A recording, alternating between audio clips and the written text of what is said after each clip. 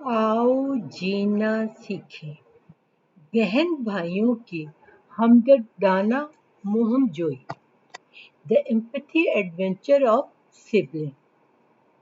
फातिमा, अली और नमरा तीनों बहन भाई अपने वालिदैन के साथ एक पुररौनक शहर के पुरसुकून टाउन में रहते थे।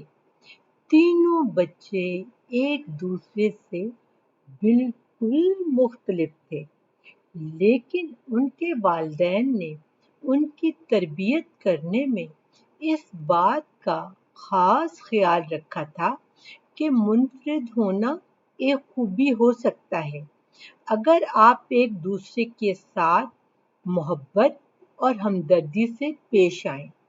इस खूबी की बदौलत मकान घर का दर्जा हासिल करता है। उनके वालिद अक्सर समझाते थे कि बेशक वो दुनिया को अपने नुक्ता नज़र से देखें, लेकिन इन लोगों से का इत्तेफाक और एक दूसरे की राय का एहतराम उन्हें एक दूसरे के करीब लाएगा और इससे उनमें बाहमी मोहब्बत और ताउन बढ़ेगा। मम्मा किचन में खाना बना रही थी और फातिमा रोती हुई आई। उसके हाथ में उसकी गुड़िया थी जिसका बाजू टूट चुका था। उसने रोते हुए शिकायत की कि छोटी बहन निम्रा ने उसकी गुड़िया का बाजू तोड़ दिया है। निम्रा भी रोते हुए आई और कहने लगी, मैंने जानबूझकर नहीं तोड़ा, मैं तो बस खेलने की कोशिश कर रही थी और अचानक उसका बाजू निकल गया। मम्मा ने फातिमा को फातिमा और निम्रा को मोहब्बत से देखा और फातिमा से कहा, क्या आपको लगता है कि आपकी बहन ने ये जानबूझकर किया है? आप एक नज़र इसकी जानिब देखें, क्या आपको यकीन नहीं कि ये महज एक हादसा है? फातिमा ने अपनी छोटी बहन की जानिब देखा और उसका रंजीदा चेहरा देखकर उसे अफसोस हुआ। मम्मा ने कहा, मेरा ख्याल है तुम दोनों इसे मिलकर फिक्स कर सकती हो। फातिमा और नम्रा ने असबात में सर हिलाया और फातिमा ने गुड़िया नम्रा के हाथ में देते हुए कहा, चलो इसका बाजू जोड़ने की कोशिश करते हैं।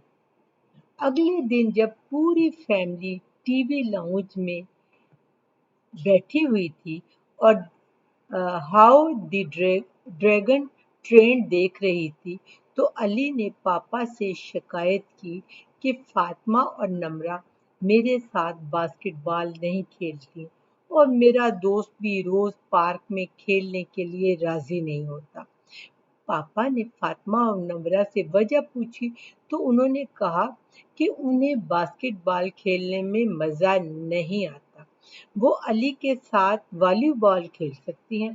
पापा ने कहा, बेटा आपके खेलने का शौक पूरा हो सकता है, लेकिन दूसरे की मर्जी की भी वैल्यू रखती है।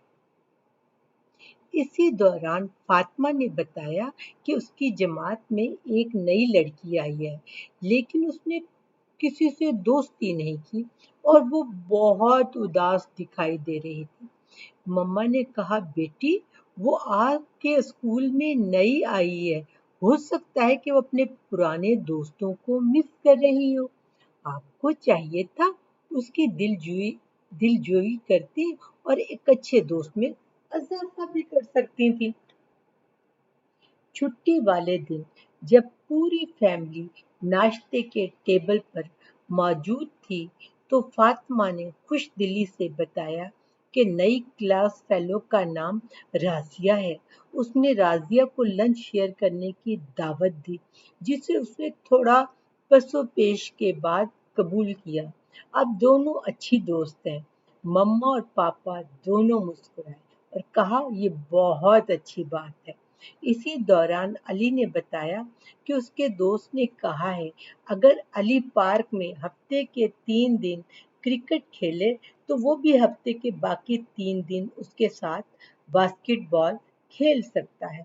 पापा ने खुश होकर कहा, बेटा बहुत अच्छी बात है, आप अपने मसाइल सॉर्ट आउट करना सीख रही हैं।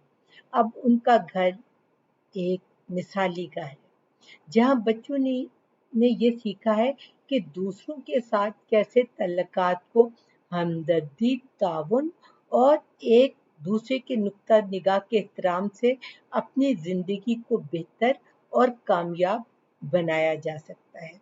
बेशक आप एक दूसरे से कितने मुख्तलिफ हों, मिलजुल कर अपने घर, अपनी सोसाइटी को अपने और दूसरों के रहने के काबिल बना सकते हैं। आज इतना ही। आपको कहानी कैसी लगी? क्या आप भी अपने दोस्तों के साथ मिलजुल कर थोड़ा लचक दिखाने के बाद कोई नया रास्ता ढूंढ सकते हैं जिस पे आप और आपका दोस्त मुत्तफिक हो जाए, या आप और आपके बहन भाई मिलकर एक नई प्लानिंग कर सके? अगर आपने कभी ऐसा किया है तो शेयर करना मत भूलिएगा।